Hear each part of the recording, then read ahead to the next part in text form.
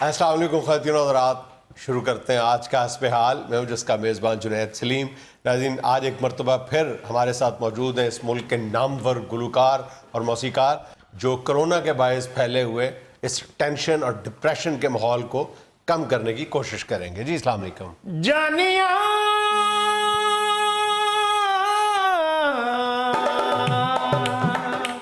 जानिया मेहरमा तू भी पूछ के दे दुख सुख बोलना, तेरे बिन नहीं लगता दिल मेरा ढोलना, तेरे बिन नहीं लगता दिल मेरा ढोलना, तेरे बिन नहीं लगता दिल मेरा ढोलना, तेरे बिन नहीं लगता दिल मेरा ढोलना। मैंने आपको डिप्रेशन कम करने के लिए यहाँ दावत दी थी, ज़हन में रखें। वैसे माफ कीजिएगा, ये नुसरत से कोई कमी रह गई थी जो आप गा रही हैं अब। उनकी याद में गाया है बुजुर्गो। भाई वो जो बात कर रहे हैं वो तो जरा सुनिए। ਬਾਊ ਜੀ ਅੱਜ ਸਾਡੀਆਂ ਗੱਲਾਂ ਛੱਡੋ। ਅੱਜ ਸਾਡੇ ਤੋਂ ਸ਼ੁਰੂ ਹੋਏਗਾ। ਇਹ ਦੇ ਵਿੱਚ ਰੌਲਾ ਪਾਉਂਦੇ ਰਹਿੰਦੇ। ਉਹ ਤੁਹਾਨੂੰ ਪਤਾ ਵਾਢੀਆਂ ਸ਼ੁਰੂ ਹੋਈਆਂ, ਪਿੰਡ ਸਾਡਾ ਸਾਰਾ ਬੈਠਾ। ਉਹਨਾਂ ਆਖਿਆ ਜਾਂਦੇ ਤੁਸੀਂ ਸ਼ੁਰੂ ਹੋਣਾ। ਸਾਰਾ ਪਿੰਡ ਵਾਢੀਆਂ क्यों ਕਦੋਂ बैठा हुआ है? ਵਾਢੀਆਂ ਹੋਣੀਆਂ। वादियां चिमटे से होनी है। ਬਾਬਾ ਜੀ ਤੁਹਾਡੀਆਂ ਵਾਢੀਆਂ ਤੇ 40 ਸਾਲ ਪਹਿਲੇ ਹੋ ਗਈਆਂ ਨੇ। ਉੱਥੇ ਕਣਕ ਦੀ ਵਾਢੀ ਹੋਣੀ ਹੈ। नहीं तो बेटे जाओ तुम, अगर वो वादियां आपकी वजह से पड़ी हुई हैं तो जाके आप वादियां करो। ਉਹ ਬਾਬਾ ਤੈਨੂੰ ਕੀ ਪਤਾ, ਇਹ ਚਿਮਟਾ ਵੱਜਦਾ ਤੇ ਪਿੰਡ ਵਾਲੇ ਉੱਠਦੇ ਆ। ਆਪਣੀਆਂ ਆਪਣੀਆਂ ਦਾਤਰੀਆਂ ਫੜਦੀਆਂ ਤੇ ਵਾਢੀਆਂ ਸ਼ੁਰੂ ਹੋ ਜਾਂਦੀਆਂ। ਬਾਬਾ ਜੀ ਇਹ ਵਾਢੀਆਂ ਮੁੱਕਦੀਆਂ ਨਾ, ਮੈਂ ਦਾਤਰੀ ਲਿਆਣਾ ਆਪਣੇ ਉਸਤਾਦ ਦੀਆਂ ਜ਼ੁਲਫਾਂ ਤੇ ਵੱਢੋ। वो बेटा बड़ा तुम्हारा दादरी की मुठ जैसा मुंह है। ओए, तुम क्यों बड़े लोगों के मुतल्लिक ऐसी बात करते हो? ਤੇ ਮੇਰੇ ਇੱਕ ਉਸਤਾਦ ਨੂੰ ਨਹੀਂ ਤੁਸੀਂ ਗੱਲਾਂ ਕਰਦੇ। वो तेरा उस्ताद तू ये कोई मोबाइल बदलना सीखे। क्या छोड़े, आप वो सुनाएं जो सुनाने के लिए आए हैं आप। ਆ ਗੱਲ ਹੋਈ ਨਾ। ਵਾਹ ਜੀ ਵਾਹ, ਮਜ਼ਾ ਆਇਆ। मजा लेंदी किसी दिन तेरी चिमटे चुंगल आ जाएगी। ਲੋ ਜਨਾਬ ਕੀ ਅਰਜ਼ ਕਰਦਾ ਹੈ ਇਹ ਨਵਾਣਾ, ਕੀ ਅਰਜ਼ ਕਰਦਾ ਪਿੰਡ ਵਾਲੇ ਅੱਗੇ ਬੈਠੇ ਨੇ। ਜਾਂ ਵੇਖ ਭਲਾ ਬੈਠੇ ਨੇ ਕਿ ਨਹੀਂ। ਲੋ ਜਨਾਬ ਫਿਰ ਤੁਹਾਨੂੰ ਪੇਸ਼ ਕਰਨ ਲੱਗਾ ਕੀ ਉਹ ਗੰਦਲਾ ਤੋੜ ਦੀਏ ਤੇ ਆਏ ਜ਼ਰਾ ਮੁਖਰੂ ਐ ਕਰ ਮੋੜ, ਗੰਦਲਾ ਤੋੜ ਦੀਏ ਮੁਟਿਆਰੇ। बेटा, ये कटाई गंदम की हो रही है और गाना तुम गंदलों का सुना रहे हो। और बेटा नाच तो ना बदलो। ਬਾਬਾ ਗਾਣੇ ਵਾਸਤੇ ਗੰਦਲਾਂ ਥੋੜੀ ਸਾਈਡ ਤੇ ਲਵਾਈਆਂ। ਉਹ ਗਾਣਾ ਹੀ ਝੂਠਾ ਨਹੀਂ ਗਾਉਂਦੇ। किसी उस्ताद आदमी को नजर नहीं देनी, उधर गंदला दे पैसे खर्च देने ने जिन्ना च गोश्त भी नहीं पैंदा। ਗੋਸ਼ਤ ਗੋਸ਼ਤ ਗੋਸ਼ਤ। ਓਏ ਬਾਬਾ ਤੁਹਾਨੂੰ ਚਾਈਨਾ ਚ ਹੋਣਾ ਚਾਹੀਦਾ ਸੀ ਜਿਹੜੇ ਹਰ ਚੀਜ਼ ਖਾਈਦੇ ਆ। और पुत्र तेन भी कारपोरेशन च होना चाहिए जिते हर फोटो तेरे वर्गी होंदी। ਜਾ ਕੰਮ ਕਰ ਬਾਬਾ ਐਵੇਂ ਗੰਦਲਾਂ ਨੂੰ ਹੱਥ ਧੋ ਕੇ ਲਾਵੀ ਸਜਣਾ ਤੋਂ ਨਾ ਮੁਖ ਪਰਤਾਵੀ। एक मिनट बेटे, इस तरफ हाथी ना तो आओ, ओनू सैनिटाइजर भी लवाओ। इंज नहीं जो गंदलां किसी ने खानियां। ਉਹ ਤੇਰੀ ਹੀਰਨੀ ਵਰਗੀ ਤੋਰਨੀ ਜ਼ਰਾ ਮੁਖ ਨੂੰ ਐ ਕਰ ਮੋੜ, ਨੀ ਗੰਦਲਾਂ ਤੋੜਨੀ ਏ ਮੁਟਿਆਰੇ। ओए मुख नू इधर मोड़ो बेटा। की गल है? बेटा क्यों बात नहीं आती? ਕੀ ਗੱਲ ਹੈ? एक बच्ची बेचारी गंदले तोड़ रही है, ਉਹ ਤੇਰੇ ਵੱਲ ਮੁਖ ਮੋੜੇ, ਤੈਨੂੰ ਵੇਖ ਕੇ ਉਹਦੀ ਚੀਕ ਨਿਕਲ ਜਾਏ, ਉਹਦੀ ਉਂਗਲ ਤੇ ਦਾਤਰੀ ਵੱਜ ਜਾਏ ਵਿਚਾਰੀ ਦੀ। बाबा मौसीकी ऐसे नहीं बनती, खून देना पड़ता है। तो बेटा जब पहला एल्बम निकलेगा तो फिर तुम्हें ज़िबा करना पड़ेगा। बाबू जी समझाओ इन्होंने कि नहीं कोई। उस्ताद मोहतरम, आप क्यों तंग करते हैं उन बेचारों को? आप बैठे नहीं, बात करते हैं। बैठिए। ठीक है जी। हम तो इस बात पे हैरान हैं बेटा, क्या माशाल्लाह इतने ज़हीन फतीन आदमी हैं और आप मौसीकी के बर्रे आजम बिठा के तो छोटी छोटी छपड़ियों में कूदते फिरते हैं। एक्सक्यूज मी बुजुर्गो, हम आपकी रिस्पेक्ट करते हैं तो प्लीज रिस्पेक्ट करवाएं। आपको रिस्पेक्ट करनी पड़ेगी। वजह आपका रिस्पेक्ट करनी बनता है। क्यों? हम आपके बुजुर्गों को भी जानते हैं। क्या? वालिद साहब आपके नंदनी बाई के पीछे शीशे बजाते थे और फिर वो जब बूढ़े हो गए तो वही बजाने वाले शीशे उन्होंने ऐनक में डलवा लिए। साल बाद वो खुद भी बेचारे शीशा हो गए थे। चले उस्ताद मोहतरम, आप सुनाए ना, कैसा गुजर रहा है आपका आइसोलेशन का पीरियड? आइसोलेशन क्या बताएं आपको, ये ऐसा शोखा दौर आ चुका है। हमने देखा कि सोशल मीडिया पे नेट के ऊपर बड़े बड़े कूड़ बसीठ और पौरे बच्चे जो हैं वो गा रहे हैं। तो हमने सोचा कि हमने भी, चूंकि एकेडमी तो बंद है, करंटीना की वजह से एकेडमी बंद है, और हमने सोचा कि हम भी सोशल मीडिया पे हो लेते हैं। हमारे एक नवासे ने, जिसने अभी 11वीं जमात पास कर ली है माशाल्लाह, अल्हम्दुलिल्लाह, और उसने हमें सोशल मीडिया पे एकेडमी बना दी। जबरदस्त। हमने कहा अब दाल आटा तो चलाना है, हमारी अपनी एकेडमी तो बंद है, तो चलो सोशल मीडिया पे ही सही, वो क्या कहते हैं, रंजिश ही सही। ये आइडिया अच्छा है, आइडिया बुरा नहीं है। तो एकेडमी जब खोली तो फौरी तौर पे एक बच्चा जो है वो शागिर्द हो गया, तो उस्ताद मोहतरम से क्लास लेना शुरू हो गया। इजी पैसा के जरिए उसने हमें आधी फीस भिजवाई। कहने लगा नहीं, पूरी फीस नहीं दूंगा, आधी दूंगा, ये ना हो आपकी एकेडमी बंद हो जाए 1-2 दिनों में। वो उसको उस्ताद मोहतरम सबक दे रहे थे। तो अब चूंकि उम्र पिछली है, इसलिए तान लगाते हुए खांसी आ गई, तो वो बच्चा ऐसा पौरा बसीठ, उसने खांसी सुनते ही नेट बंद किया और फौरी तौर पे गवर्नमेंट को फोन कर दिया कि फलां गली में फलां मकान में एक कोरोना का मरीज मौजूद है। तो फिर भाई होना क्या था, पल भर में जल थल हो गया, और पूरी गली पुलिस से भर गई। मेडिकल के लोग, महकमा सेहत वाले भी आ गए, डॉक्टर साहबान, और 2-3 सुचल नर्सें भी थी उनमें। वो सारे आके दरवाजे के आगे खड़े हो गए और उन्होंने कहा कि मरीज निकालिए, मरीज निकालिए। हमने कहा भाई मरीज तो इतनी जल्दी नहीं निकल सकता, आप आके देख लीजिए कौन सा मरीज है। तो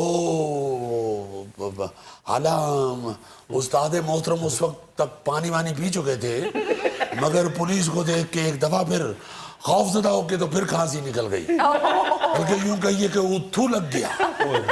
तो वो उन सब ने फौरी तौर पे मास्क नाक के ऊपर कर लिए और गाड़ी में डालने की कोशिश की, सीट के बाहर लेके गए।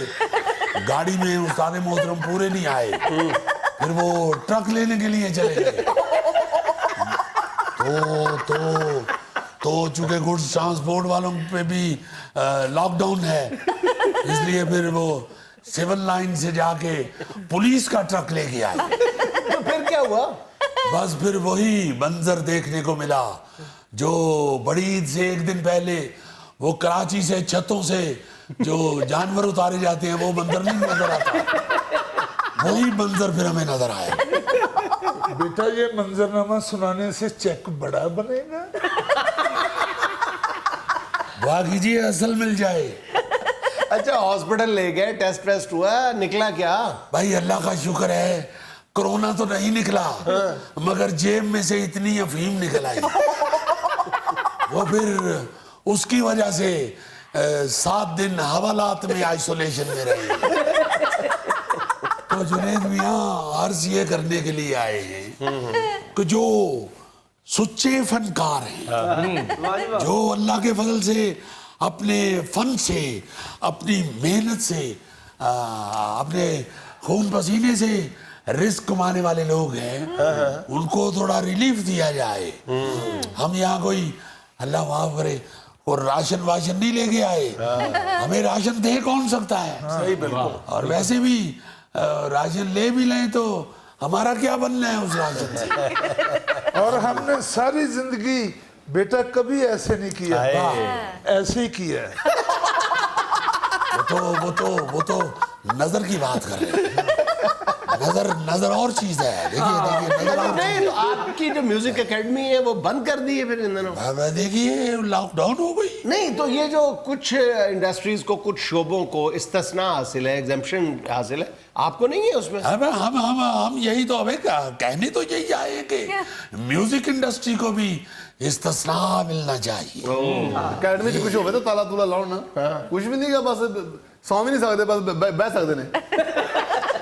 माहिर शागिर्दों की, मौसीकी के परस्तारों की, प्यासों की लाइनें लगी होती हैं इनकी। तो बेटा तुम खड़े होके गाते हो, हमारे साथ बात ना करो।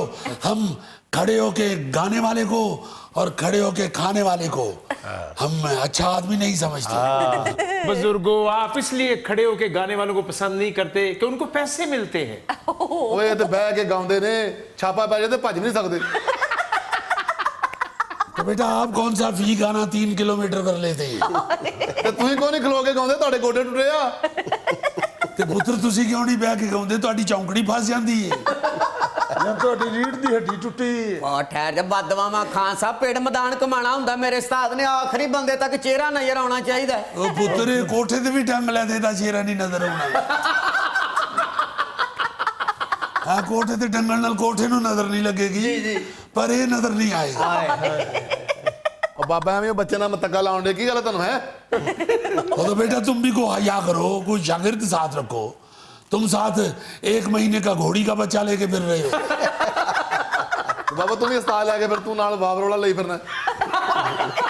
ਉਹ ਆਪਣਾ ਵੀ ਤੇ ਉਸਤਾਦ ਵੇਖੋ ਲੱਗਦਾ ਕੋਈ ਚਿੱਟੇ ਗੈਂਡੇ ਦਾ ਸਿੰਗ ਵੱਢ ਕੇ ਲੈ ਗਿਆ। ये देख रहे हैं आप, ये देख रहे हैं एक बुजुर्ग के साथ इस तरह। अब हमें ये भी नहीं मालूम कि करंटीना का दायरा कितना है। तशरीफ रखिए, तशरीफ रखिए, प्लीज आ जाओ। हद हो गई है। अच्छा, ये इस तरह की बदसलूकी हम बर्दाश्त नहीं करेंगे। ज़्यादा मोहतरम ये फरमाइए, आप सब लोग जाहिर है रियाज करते होंगे, मौसीकी से आपका ताल्लुक है, तो आप जो एहतियाती तदाबीर है वो तो अपना रहे हैं ना सारे? जुनैद मियां, एहतियात तो ऐसी होती है, हम तो चूंकि नाजुक मिजाज फनकार लोग हैं, हम तो ये सैनिटाइजर और मास्क मूस्क ये वो हर चीज इस्तेमाल कर रहे हैं। बल्कि सोते हुए बिस्तर के ऊपर डेटोल वाला पानी छिड़काव करके, क्योंकि फर्शी बिस्तर होता है इसलिए बिस्तर के इर्द गिर्द चूने की लाइन लगा के सोते हैं। बल्कि सुबह शरारती बच्चों ने उस्ताद मोहतरम के गद्दे के पास चूने से वेलकम भी लिख दिया हुआ था। उस्ताद मोहतरम सुबह बेचारे देख के घबरा गए। उन्होंने कहा कि किस बदबख्त ने ये वेलकम लिख दिया है, अगर कोरोना की नजर पड़ गई तो फिर। वो फिर बच्चों ने कहा कि आप घबराए ना, वायरस को अंग्रेजी नहीं आती, वो चाइनीज वायरस है। जाहिर है तसल्ली हुई तो दोबारा बिस्तर पे बराजमान हुए। सो एहतियात तो बेटा ऐसी कर रही है कि उस्ताद मोहतरम ने अपनी महफिल भी खराब कर ली। हाँ, महफिल घर में ही शुरू होने लगी है तो तबले के ऊपर सैनिटाइजर मल लिया। वो पाउडर मलते हैं, इन्होंने सैनिटाइजर मल लिया। बस फिर तबला ढीला हो गया, फिर सारी रात ढीला ढीला ही गाते रहे। यहाँ में लेना एक छोटा सा वक्फा, हमारे साथ रहिएगा। ये चमगादड़ के घोंसलों को व्यापारी बने हुए हैं और कई मतलब खरीदार बने हुए हैं। क्यों उसमें है क्या बैठ? अच्छा, सबसे पहली बात तो ये कि इससे बड़ा फ्रॉड शायद मेरा ख्याल है तारीख इंसानी में नहीं हुआ होगा।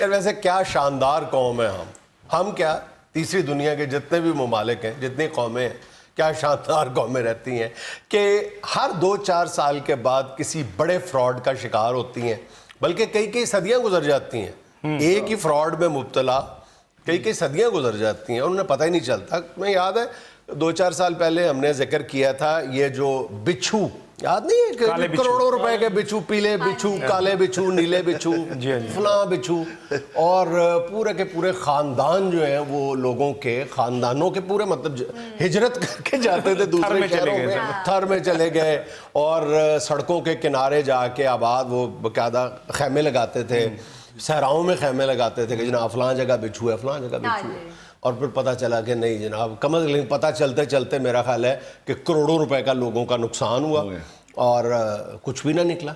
इसी तरह कई इस तरह की चीजें बड़ी भजनस हुई थी। 2-3 झगड़े गौरी के हुए थे।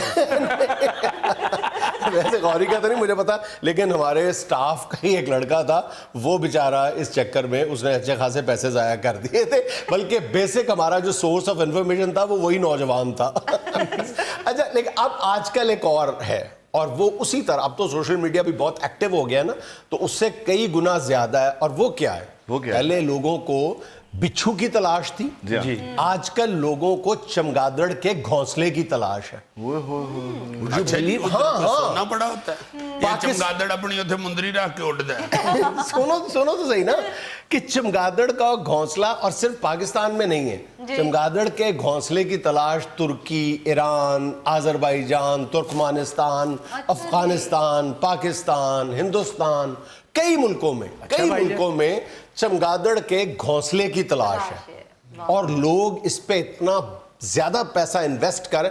आप यूं करें ना, आप ये सोशल मीडिया पे जाएं, यूट्यूब वगैरह पे जाएं, आप बैट नेस्ट टाइप करें, आपको सूरत हाल सामने आ जाएगी। कई लोग जो है वो ये चमगादड़ के घोंसलों को व्यापारी बने हुए हैं, और कई मतलब खरीदार बने हुए हैं। क्यों, उसमें है क्या बैठ? अच्छा, सबसे पहली बात तो ये है कि इससे बड़ा फ्रॉड शायद मेरा ख्याल है तारीख इंसानी में नहीं हुआ होगा, कि एक ऐसी चीज का फ्रॉड हो रहा है जो एग्जिस्ट ही नहीं करती।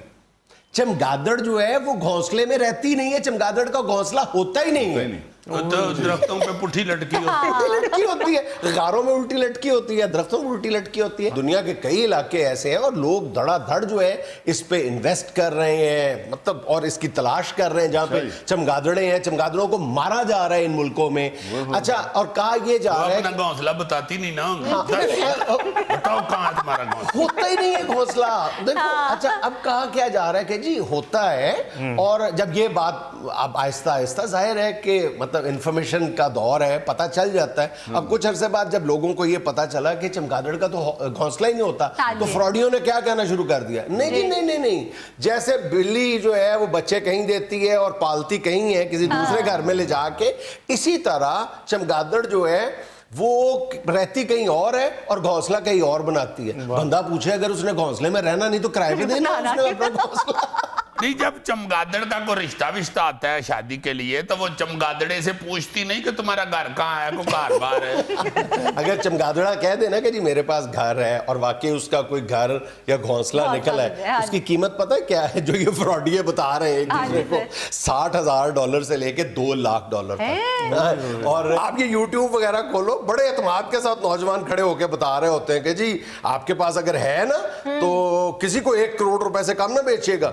इसकी वैल्यू 3 करोड़ है, हम आपको इसका 3 करोड़ रुपया देंगे। अच्छा, अब बात यह है कि ये घोंसला एग्जिस्ट करता है, वो मैंने बता दिया कि घोंसला होता ही नहीं है। फिर फ्रॉडियों ने कहना शुरू कर दिया नहीं जी नहीं होता है, वो फलां जगह पे होता है, ये होता है। इसका इस्तेमाल क्या है? इस्तेमाल बड़ा तरीका, इस्तेमाल उसका ये बताया जा रहा है कि जी चमगादड़ जो है वो कोई रतूबत खारिज करती है जब उसके यहाँ बच्चे पैदा होते हैं। अच्छा। तो उस रतूबत से उसका घोंसला बनता है, उस घोंसले में उसकी रतूबत होती है जी। जो रतूबत जो है वो फार्मास्यूटिकल कंपनीज इस्तेमाल करती हैं तवीलुल उम्री की दवाई बनाने के लिए, लंबी उम्र की दवाई बनाने। अब ये ऐसी एक मतलब वो करते हैं, फंसाते हैं बंदे को, कहते हैं हाँ यार ये दवाई तो बहुत महंगी होगी, करोड़ों डॉलर में सो कॉल्ड जो आपको सिर्फ नेट पे घोंसला आएगा नजर, और कहीं नहीं होता नजर, सिर्फ नेट पे ही आपने देखा होगा, और वो भी जाली सा बना के, प्लास्टिक का बना के, वो कहते हैं कि ये चमगादड़ का प्लास्टिक के घोंसले के नीचे लिख देते होंगे कि ये प्लास्टिक का इसलिए बनाते हैं कि बारिशों में घर गिला ना हो। अच्छा, तरीका वारदात फ्रॉडियों का वही है जो बिच्छू वाले मामले में था। अच्छा। कि आपको कोई जो है वो बंदा कहता है कि जनाब अली अगर आपके पास चमगादड़ का घोंसला मौजूद है तो हम आपसे 1 करोड़ रुपए में या 2 करोड़ रुपए में खरीद लेंगे। हाँ। अच्छा, आप कहते हैं यार आप इग्नोर कर देते हो, ये क्या मैसेज है? अच्छा, कुछ दिनों के बाद फिर किसी और का आपको मैसेज आता है कि जनाबे अली अगर आपको चमगादड़ का घोंसला चाहिए तो हम आपको दे देते हैं, सस्ता दे देंगे, 50 या 60 लाख रुपए में दे देंगे। अब आप बीवी का जेवर बेच देते हैं। एक पास से कह रहा है कि करोड़ का ले लेंगे, एक पास से कह रहा है कि 60 लाख का दे देंगे। अच्छा, जब वो 60 लाख कहता है कि यार लेन देन जी अगर 40 लाख बचदा है तो बेच दियो गोगा। अब मेरा मतलब है बेच दियो गड्डी, गाफ से घोंसला, गाफ से गोगा, गाफ से गाड़ी। अच्छा, होता ये है कि अच्छा उसके बाद जब फ्रॉड का शिकार होने वाला जो है वो पहले वो ले लेता है तो वो उसको फोन करता है, जो पहले ग्राहक बनता था उसका नंबर आता है not responding at the moment. यार क्या कब तक हम जो तीसरी दुनिया के लोग हैं वो अपनी जहालत की सजा काटते रहेंगे। उससे पहले आज तक कई आपने सुना होगा ना ये कस्तूरी और वो क्या कहते हैं गीदड़ सिंगी के नाम पे, चलो कस्तूरी तो 12 होती है ना, गीदड़ सिंगी के नाम पे बेवकूफ बनते रहे, कभी किसी नाम पे। अच्छा, अब इस फ्रॉड के नतीजे में हो क्या रहा है? हमारी ये पूरी दुनिया जो है ये अल्लाह ताला एक इकोसिस्टम के तहत चला रहा है कि एक चीज दूसरे को खाती है, फिर वो चीज अगली चीज को खाती है, इस तरह साइकिल चलता है। जो अगर वो डिस्टर्ब हो जाए तो पूरी जो कायनात का निजाम है वो डिस्टर्ब हो जाता है। अच्छा, अब ये इकोसिस्टम क्यों खराब हो रहा है कि कई मुल्कों में, दर्जनों मुल्कों में सैकड़ों की तादाद में लोग चमगादड़े मारने पे तुले हुए हैं। अच्छा, जब वो चमगादड़े मारते हैं तो ये जो एक चमगादड़ है ये कमोबेश एक दिन में 3-4 हजार कीड़े खाती है। ठीक है, वो जो कीड़े हैं जब वो चमगादड़ मर जाएगी वो कीड़े नहीं खाएंगे, वही जो कीड़े मकोड़े हैं वो फिर फसलों के लिए नुकसानदेह। एक अंदाजे के मुताबिक कई मुल्कों में जो काश्तकारों का जो कीड़े मारने पे बजट है उसकी 20 से 30% बचत जो है वो यही चमगादड़ें करवा देती हैं। उस जगह बहुत महंगे दामों जमीन मिलती है तुर्की वगैरह में, तुर्की और ईरान में, जिसके इर्द गिर्द चमगादड़ें पाई जाती हैं इसलिए कि वो कीड़े मकोड़े तलब कर देती हैं। ये लाहौर का बाग है जनाब, भरा पड़ा चमगादड़ों के साथ। तो बस फिर वहां अपना मंजी बिस्तरा लेके जाओ, 2 चमगादड़े पकड़ो, उनसे पूछो घोंसला कहाँ है तुम्हारा। यार बहुत अच्छे। वो गौरी ने पेंट कोट और फेल्ट चमगादड़ों के लिए पहना हुआ है। इसकी बात पे जल्दी यकीन कर लेगी ना चमगादड़, अपने घर का पता बता देगी इसको। कितने पैसे मिलेंगे? तुम लेकर तो आओ यार। अच्छा, दुनिया में सबसे बड़ा जो चमगादड़ों का गढ़ है ना वो अमेरिकी रियासत टेक्सास में ब्रैकन बैट केव है। वहां पे एक अंदाजे के मुताबिक कहा जाता है 2 से 3 करोड़ चमगादड़ें रहती हैं। और अगर ये बात जो है इनकी कीमत जो बताई जा रही है इसका मेरा ख्याल है कि 20% भी हकीकत पर मबनी हो तो मेरा ख्याल है वो खरबों डॉलर कमा सकती है एक रियासत। ये वियतनाम में 2 लड़के हाथी की पूंछ का बाल लेने के चक्कर में लग गए किसी हाथी के पीछे। बस उन्होंने मार छड़िया। हाँ, हाथियों ने मार दिया। असल च हथनी को पता चल गया। उन्होंने क्या पहले मेरा बंदा वेग ला के फिरदा है। तो दी पूंछ दे बाल भी लान लगे और फिर हथनी ने मार दिए। हाथी की बात हो रही है, क्या हो गया तुम्हें यार? अजीजी भाईजान, कुछ लोग तो शेर का नाखून ढूंढते फिरते हैं और कहते हैं बच्चे के गले में डालते हो तो बच्चा डरता नहीं है। अच्छा, शेर दे देता है वैसे अपना नाखून, लेकिन साथ ये शर्त रखता है कि मुझे खारिश होगी तो तुम आगे करना। वैसे सर देखा जाए ना तो हमारे पाकिस्तान में ज्यादातर लोग बेवकूफ गिद्दड़ सिंगी और कस्तूरी की वजह से बने। हाँ, गीदड़ सिंगी के नाम पे तो वैसे वाकई देखा जाए तो बड़ा लोगों ने पैसा बर्बाद किया। ऐसे ऐसे लोग जो है वो गीदड़ सिंगी बेचते हुए नजर आते हैं कि खुद बेचारे पैदल चल रहे होते हैं और दूसरे को कह देते हैं कि तुम्हें गीदड़ सिंगी दे रहा हूँ, साथ ही तुमने 1 हफ्ते बाद तुम पराडो पे हो गए। यार तू आप पराडो तो बैठ जा। नहीं, अल्लाह जी का ना ही गिद्दड़ सिंगी है। गिद्दड़ सिंगी उन्हें कितों पराडो ले के देनी। नाले गिद्दड़ सिंगी की वजह से तो नहीं ना बंदा अमीर होता। अगर गिद्दड़ सिंगी की वजह से होता हो तो मियां मनशे थे तो गिद्दड़ सिंगी दे बाग होण। हमें लेना एक छोटा सा वक्फा, हमारे साथ रहिएगा। वलीमा था जी जी। ये मेरे साथ मिसेज खड़ी है तो फोटोग्राफर मुझे कह रहा है चिन डाउन, तो मेरी मिसेज को कह रहा है स्माइल प्लीज, स्माइल प्लीज। शादी ब्याह के बेपनाह बढ़ते हुए अखराजात में एक नए खर्चे का इजाफा हो चुका है और वो है फोटोग्राफर की फीस। जाहिर है एक तरफ तो मुसीबत की इस घड़ी, माफ कीजिएगा, खुशी के इन लम्हात को दुल्हा दुल्हन के लिए खुशी के गलती की है, ये ध्यान में रखना। दुल्हा दुल्हन के लिए खुशी के इन लम्हात को कैमरे की आंख में महफूज कर लेना एक ज़रूरत है, लेकिन दूसरी तरफ इस नए कल्चर ने कई कबाहतें भी खड़ी कर दी हैं। उन्हीं कबाहतों पर बात करने के लिए आज कटहरे में खड़ा है एक वेडिंग फोटोग्राफर। वो सर कबाहत क्या, बाकायदा तौर पे शादी की तकरीब किडनैप कर ली हुई है इन लोगों ने। क्या फोटोग्राफर जो है ना इतना फुफड़ नहीं था तंग करता शादी पे जितना अब फोटोग्राफर तंग करता है। ये समझते हैं कि ये कोई शूटिंग हो रही है और ये उस शूटिंग के डायरेक्टर है। हाँ, भाई साहब फंक्शन में इन होना पड़ता है। जितना तुम्हारा कद है ना, तुम शाम को टोकरा उठा के उसमें इन हुआ करो। अब तो ये वैसे ही बातें कर रहे हैं। जब बाद में हम लोग एल्बम लेके जाते हैं तो फिर लोग शिकायतें करते हैं, इसमें मैं कहाँ था, तुम कहाँ मर गए थे, मेरी तस्वीर क्यों नहीं आई, ये सही नहीं आई, वो फोटो दुल्हन दुल्हन की फोटो सही नहीं आई। तो सर उस वक्त हम डायरेक्टर ही होते हैं क्योंकि हमने अपने जाविये से फोटो बनानी होती है। बाकायदा जहर लग रहे होते हो, वो जो तुम जाविये से ले रहे होते हो ना एंगल, बकायदा जहर लग रहे होते हो। दूल्हे को इन्होंने लेला समझा होता है, वो पहलवान का नहीं लेला, उसके पीछे पीछे जा रहा होता है, पहलवान ने संगली पकड़ी होती है। इस तरह इन्होंने शादी वाले दिन दूल्हे का बाजू पकड़ा होता है, कभी उसे किसी नुक्कर में ले जाते हैं, कभी किसी नुक्कर में ले जाते हैं। जाने दो यार, दूल्हा दुल्हन को तो इन लोगों ने मॉडल बनाया होता है, उनसे मॉडलिंग करवा रहे होते हैं, उनसे कैटवॉक करवा रहे होते हैं। सर जब 2 लाख रुपए हम लोग लेते हैं तो उसका हक भी तो अदा करना होता है। पहली बात तो ये कि तुम 2 लाख रुपया नहीं लेते। इस मुल्क में ऐसे ऐसे फोटोग्राफर, मारूफ फोटोग्राफर मौजूद है जो 3 दिन के फंक्शंस के 10-10 लाख रुपया चार्ज करते हैं। और सर आप हफ्तावार जनाब कहीं सैर के लिए चले जाएं,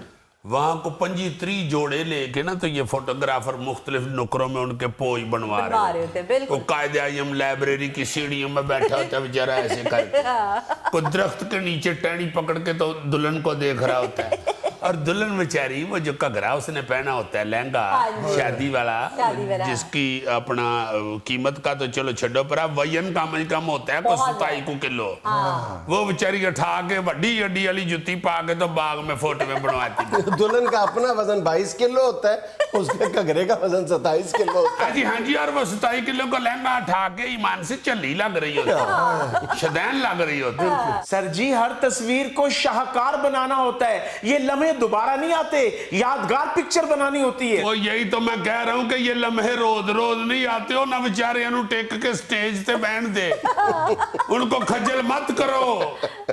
दुल्हन बेचारी को आमान से इस तरह डायरेक्शन दे रहे होते हैं जैसे उसके बड़े अबू ये बेटे थोड़ी ऊंची करो, बेटे थोड़ा सा इधर देखो। यार नेचुरल तस्वीर कशी होती थी। मुझे अच्छी तरह याद है कि दूल्हे का या दुल्हन का को कयन या उसका भाई दुबई से आया होता था, उसके पास एक कैमरा होता था, और उसमें भी जो रील होती थी कैमरे की, उसमें मखसूस तस्वीरें होती थी, 12 या 36 या 35 36 तस्वीरों की वो एक रील होती थी, जिसमें से 32 के करीब जो है वो दूल्हे का पुफा अपनी बनवा लेता था। अरे मेरा मतलब है बड़ी सोच समझ के तस्वीरें वो बनाते थे आराम से, बस चंद मंजर कैप्चर करने होते थे। फिर ज्यादा से ज्यादा मूवी कैमरा अगर किसी के पास होता था तो उससे सारी बारात शर्माती फिरती थी, है मूवी कैमरा आ गया। इन्होंने तो बकायदा सारी जंज को एक्टर बना दिया हुआ है, ऐसे लगता है कि बाराती भी बेचारे इस शूटिंग के पैसे लेके आए हुए। भाई साहब जो 36 तस्वीरें बनाता था ना, उसमें से 18 तो खराब हो जाती थी, और जो वीडियो बनाता था आधा खानदान तो नाराज हो जाता था कि भी वीडियो तुम किस तरफ जा रहे हो, या तकरीब इधर हो रही है, तुम कैमरा कहाँ लेके जा रहे हो, ये क्या हो रहा है सब। ठीक है बनाओ, मगर किसी शर्म हया से बनाओ। बाबूजी मैं अपनी शादी का वाकया सुना सकता हूँ आपको? जी रिस्क ले लें। वाकया नहीं फरमाइए। सर मेरी शादी हुई, वलीमा था, जी जी। ये मेरी साथ मिसेज खड़ी है, तो फोटोग्राफर मुझे कह रहा है चिन डाउन, तो मेरी मिसेज को कह रहा है smile please, smile please. Chin down करवा के कहा जा सकता ना स्माइल प्लीज। सर जी ये वाकई शूटिंग कर रहे होते हैं, अक्सर रस्म जो गुजर जाती है उसको दोबारा रीशूट करवाते हैं, दूध पिलाई की रस्म दोबारा करवाते हैं कि जी ठीक नहीं दोबारा करें। लेकिन हमेशा फोटोग्राफर का कसूर नहीं होता रीटेक में। हमारे गोगा जी की जब शादी हुई है, इन्होंने दूध पिलाई की रस्म 73 दफा करवाई थी। हाँ, और ओके टेक तब हुई थी जब टप में दूध लाए थे। लड़की की बहनें 2 भैंसें बाहर ले आई। अच्छा एक हरकत तुम लोग ये करते हो कि बुकिंग के वक्त ये बहुत लेटेस्ट किस्म का इक्विपमेंट दिखाते हैं, जदीद तरीन, लेकिन जब मौके पे पहुंचते हैं तो वही फरसूदा पुराने कैमरे।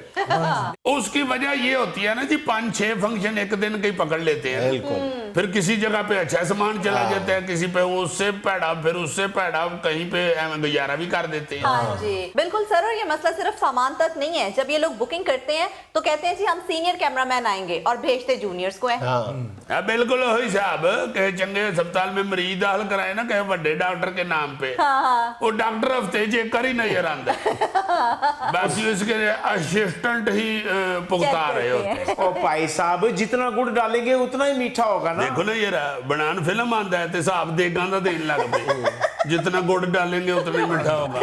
भाई ज्यादा गुड़गुड़ ना कर, पहले मक्खियां बड़ी इधर।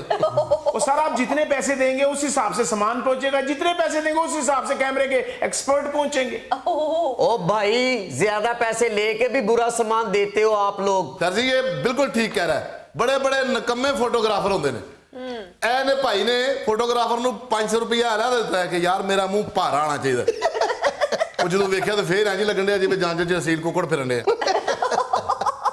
अच्छा, एक बहुत बड़ा एतराज तुम लोगों पे ये भी है और बिल्कुल बजा है कि वहां पे तकरीबात में, शादी की तकरीबात में बहुत सारी खवातीन चाहती हैं कि हमारी तस्वीर ना बने और मना कर रही होती हैं, लेकिन ये जानबूझ के उन्हीं खवातीन को तंग करने के लिए उनकी तस्वीर कशी कर रहे और सर जी हम बारात में एक एक बंदे की नहीं सुनते, जिसने हमें बुक किया होता है हम सिर्फ उसकी सुनते हैं। हो। यार किसी की प्राइवेसी का ख्याल रखना तुम्हारा फर्ज है। अब बिल्कुल, मगर ये तो शादी पे ऐसे अनचाक हुए होते हैं कि शादी वाले दिन दूल्हा दुल्हन का घट रिश्तेदार लग रहा होता है, ये ज्यादा लग रहे होते हैं। सर जी फोटो के नाम पे तो ये लूटते हैं, बाद में एल्बम पे अलहदा लूट मार मचाते हैं। इतनी इतनी बड़ी एल्बम उठा के ले आते हैं और एक एक सफे पे एक एक तस्वीर लगाई होती है। ये वैसे माफी चाहता हूँ, तुम्हारी तस्वीर तो एक सफे पे एक की मुश्किल पूरी आती है।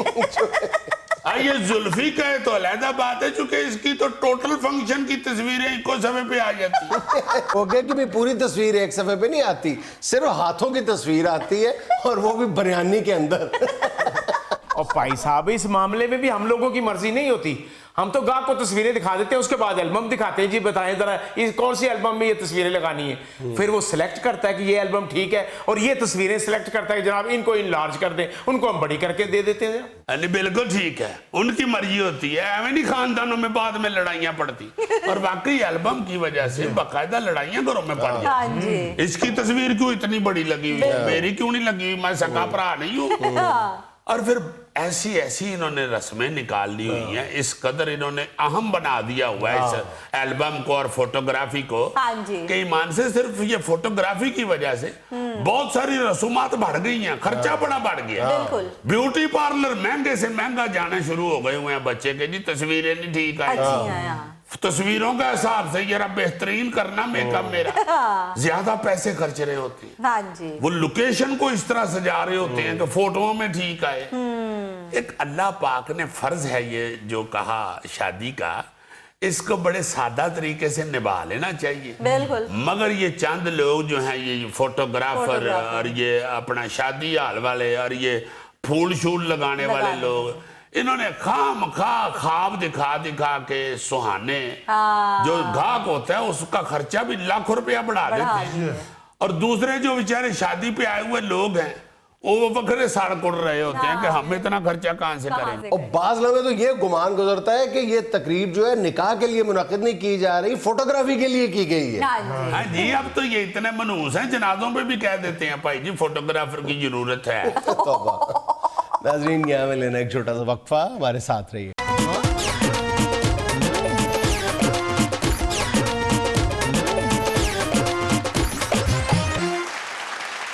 अरे तस्वीरों और वीडियोस में आज सबसे पहले एक बड़ी क्यूट सी बच्चे की वीडियो तुम्हें दिखाता हूँ और मुंह से बेसाख्ता निकलता है, बच्चे हमारे अहद के चालाक। ये कोरोना वायरस के बाद हर चीज में तब्दीली आ गई है, इनोवेशन आ गई, जिद्दत आ गई, फुटबॉल भी खेला जा रहा है। ये ले तो तरीका है वारदात बताने के लिए। ये देखें, हमारी कौम का शर्मनाक चेहरा दिखाने के लिए भी एक वीडियो आजकल बहुत वायरल हुई है। आजकल गंदम की कटाई का मौसम भी है, पता नहीं ये पुरानी है नई है, कहाँ की है, किस शहर की है, लेकिन बहरहाल ये था आज का हस्बे-हाल। और आज की छोटी सी बात ये कि लोगों को बेवकूफ़ बनाना बहुत आसान है, लेकिन लोगों को ये कायल करना कि आपको बेवकूफ़ बनाया जा रहा है नामुमकिन। खुश रहें, खुश रखें। आपसे मुलाकात होगी इंशाल्लाह अगले हफ्ते। अल्लाह हाफ़िज़।